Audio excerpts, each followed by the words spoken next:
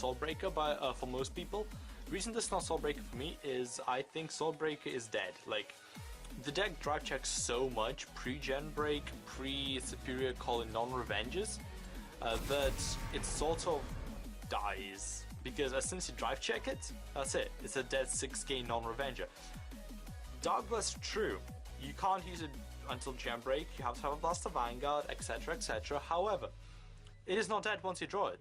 On call, you can still use its ability as long as you meet the conditions, even if it's from hand. So, it's a very, very good card for that reason. It extends your play during the stride turns. It's essential really in a mirror match, to be honest.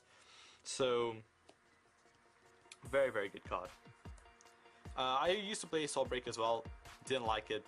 That's why I switched to Dark card. The deck flows much nicer now. Now for the zeros, I'll play Judge Bow. As much as I love David, and as much as I love getting Aura Geyser off, this is basically a free Revenge sack for Raging Form. Less cards from hand means you have more to defend yourself with, and then try and go for the kill the next turn. Its skill is also pretty good if you do miss your ride and you go into Phantom, so just generally, this is the best option. For the triggers, play 4 of the heal triggers, self-explanatory. Then we play 12 criticals, because I did play draws. Draws were nice. I did enjoy draws for the fact that you got bigger hand, you had more units, like, you had more chance to get to your combo pieces with the draw triggers. Statistically you had more chance.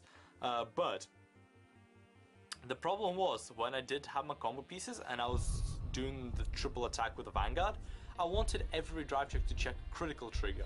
Like, okay, even if it was a heal, it's not so bad. It's a G Guardian, it's a 15k or potentially 25k or whatever guard. But a draw trigger was just a 5k that gets me either another 5k or a 10k. And if it's 10k, it's getting me a trigger, so I'm losing another trigger from hand. And it's not dealing extra damage. Crits do extra damage, it's more push, it's more kill your opponent very, very fast. This deck really tries to kill your opponent dead, you know? If any of you played Destiny, you would get the reference. Rip Destiny. Oh, it was such a good game. Anyway, moving on to the Stride Zone. We play 2 Spectrals. Spectral is a very good card. It's a restander. Honestly, you just see what the matchup demands. The nice thing about this deck, right? You can have a restand for no counterblast, but it does less pressure than any of the other ones. You can have counterblast 2, sack 3, restand, but before that you return 4 cards to the deck, which could be 4 triggers or 3 triggers and Legion Mate. Or you can have the Stride, which is Soul Blast 1, retire something before the attack, and then counterblast 2, sack 2, restand, lose 2 drives. So this card, the benefits of this is it's 5k higher than your Legion, oh sorry, it's 4k higher than your Legion attack, so it'll require 5k extra guard. If you have only 2 rear guard circles available for you, this can still restand while the others can't. And there's benefits to basically each of them, and you see what the situation demands, and that's why we play 2 of it. Most of the time we only go into 1 or maybe 0 even, but 2 is there just in case, for those dark times. Then we'll play 4 of the best right in the game. Phantom Blaster, Diablo. The reason this is the best right in the game is just the versatility of it. It can make your opponent just die because they are playing a deck that has invisible field. So, instant win because of that. It can make your opponent die because they just draw crap, and if they just blurt it out, they don't have enough guard for your other swains. If they don't, they die to this. And it's just generally also Counterblast 1 Persona Flip just to get 10k crit. That's really good. That's really, really low cost for that kind of ability. Even as a solo Vanguard play, just when he's on its own, no rear guards, just 36k with a crit for Counterblast 1 Persona Flip is not a bad cost, you know, it's a very, very good card, very versatile. Carrying on, we play 3 Aura Geyser Dragons and 1 Doomed.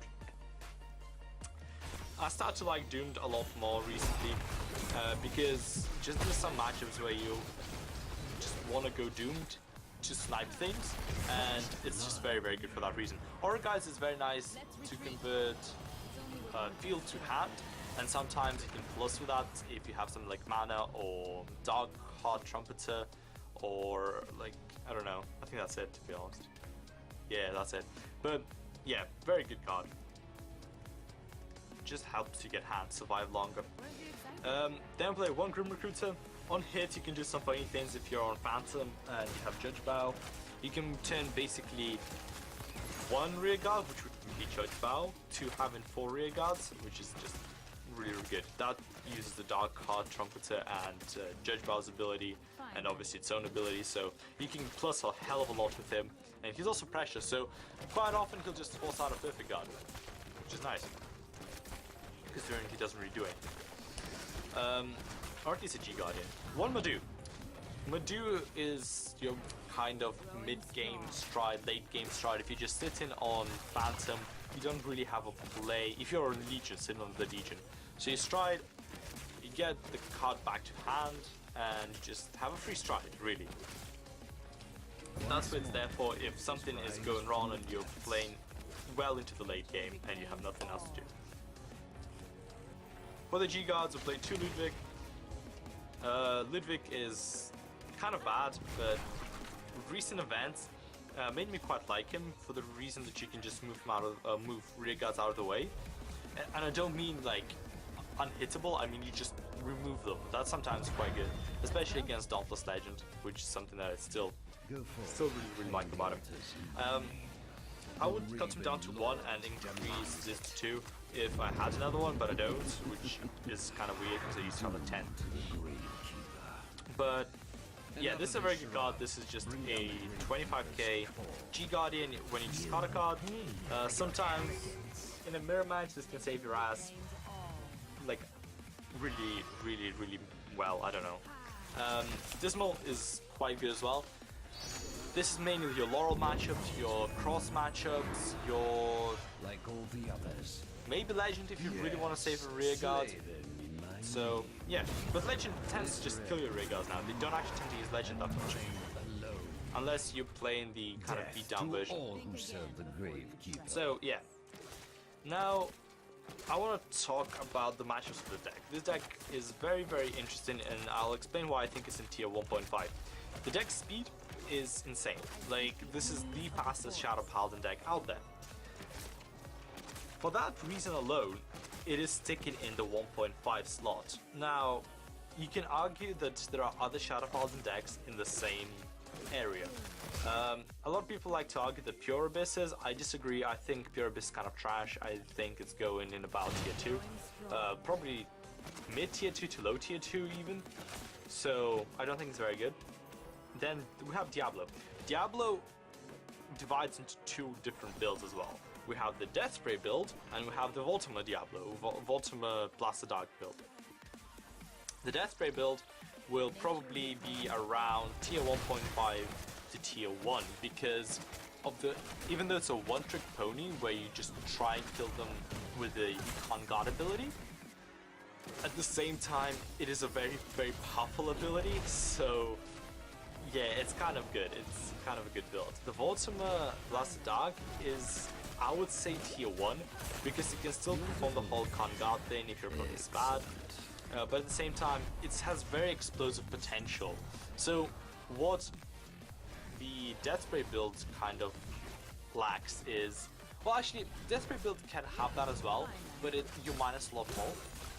While in the Voltima Diablo, you do the same thing, but you don't minus, plus instead. So the Voltima Diablo, it has very explosive power because we have Kaiden, which you retire, you cycle them for more Kaidens, you retire those, and you just win for huge numbers, which is great. With both Spectral and Phantom, it is very important. Something that Clara deck doesn't have. The Clara deck can go for 36k with boost for Spectral. That is the max that it goes, really. And that's the problem with it. Clara is super consistent. It is the most consistent deck out of the Shadow Paladin builds, but it is at the same time the least explosive, so it becomes a grinding game. It becomes, you really need to know your shit with Clara. You really need to know every matchup. You really need to know your battles. Not to say that this deck doesn't need to know some matchups, but this is much more straightforward. You do double restand, you go Phantom, you do another restand, you stride Phantom, you just kill them. It is so much more autopilot than Claret. Claret, you need to really think every single move that you do, especially in current meta. Which is why sadly I think Claret now is going down to tier 2. Rip. Let's go. As for general matchups, I'm just gonna put pretties out here so you can look at them. I'm gonna go now through each clan and say what matchup is good for this deck, which one isn't. So, first, United Sanctuary, Royal Paladin. This has a good matchup against Royal Paladin, it just does. Oracle Think Tank. Also, Oracle Think Tanks are kind of shit at the moment, so this deck has a good matchup. You do need to know how to play against witches, otherwise they'll surprise you and you're like, what? Well, okay then. But generally, this deck beats Oracle Think Tank, because the speed of this deck is really, really good. And the multitude of attacks. So you'd be down, even if they have a bunch of 10k shields, you'll be swinging for like 5k to guard and they'll be like, oh, I'll have to use 10k, so you're still minusing them in that regard, so it's really good. Shadow Paladin. Now, right, Shadow Paladin is a very hard matchup for this deck, because Diablo beats you, Claret beats you, Persona fights, at the same time, Abyss has an edge over you, even though you're the better deck, because they only retire 3 max at any point, while you try to go, sometimes retire the whole field. But you need to really know your matchup. You need to play each of those matchups a lot. The Death Spray build fucks you up. Like, there's nothing you can do about it. Diablo, Claret, Diablo, and Raging Abyss / Abyss. You need to learn the matchup. You need to not make stupid mistakes. It really becomes a stride battle at that point. In a mirror match, your strides are going to be the thing that decides. So arguably, it's whoever strides first wins, but at the same time, it's whoever the good player wins. So, yes. Next up, Gold Paladin. Gold Paladin is kind of a trashy matchup for this deck. Simple fact, you can Superior Guard with Gurgly. If you're playing against Liberators, well, we're talking about meta here, right? So, yeah. Gurgly is gonna screw this deck over, especially with Glorious Strain. When that comes out, this deck is gonna have a hell time against that, so Gold Paladin is a trash matchup. Angel Feather. Angel Feather is a hit and miss. If you're playing against Snow Seal, it's more of a miss than if you're playing against Gabriel. Against Gabriel, you can outspeed them quite a bit, but at the same time, if they get all their Broken Hearts set up, and they start doing the whole increase the Vanguard's power, this deck loses to it as well. Genesis. This deck beats Genesis. Enough said. Like, Genesis is not a hard match for this deck. Kagura. This deck loses to Kagura because if it's... well, it loses to Overlord, right? It doesn't give a shit about Blade Master. Blade Master can do whatever the hell it wants. It will beat Blade Master. Overlord has Defeat Flare. That single card, even though I don't think Defeat Flare is generally as good as everybody hypes it up to be at the beginning of set 7, Defeat Flare in this case is very, very strong because it just wipes 3 units. And that's before you can do any of your restands. So immediately, you only have 2 cards to kill, which means you have to rely on Inspectors. Or Phantom. Basically, again, you rely on your strides. Even then, they have something like Denial Griffin, which is like, wow, thanks, great. And Hand Trap really, really killed this deck. Narukami is an okay-ish matchup. Again, if you're playing against Vanquisher, you generally outspeed them. I mean, obviously, if any deck gets super lucky with triggers, you'll die. But in general terms, this deck should be able to outspeed Vanquishers huge numbers. Against Brawlers, it's an easy game because you kill your own units. They do not have any targets to punch. So at all points you'll have an empty field, and the only thing they have against you is Conquest, which is survivable if you play the matchup right. Tachikaze is really not a threat. Again, if somebody's playing the Gaia Emperor like triple quadruple Vanguard swing, whatever it is. Quadruple, isn't it? 1, 2. Well done. No, triple Vanguard swing. Okay. Even then, you just need to take damage at the right time, guard at the right time, etc. But yeah, it's not that hard of a matchup. Murakumo, honestly, I don't know. I haven't practiced against enough, but I've played against it with other decks, and I don't see Shadow Paladins, like mechanically wise, struggling against it. It is faster than Murakumo. It punches harder in many cases, so personally, I don't think Murakumo is that much of a problem. Nubatama can screw you over. Like, a good Nubatama player will wreck face so much and you will die. Yeah, don't underestimate Nubatama. Potentially you can outspeed them as well with Raging Form. What I really like about this deck, the argument with this deck against any deck is you can potentially outspeed them.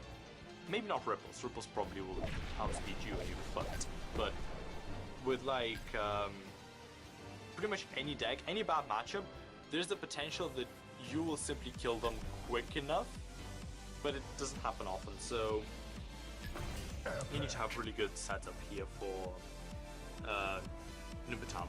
Spike Bros, just learn your matchup. It is not that bad. You take the early swings you actually want to take, because then you do more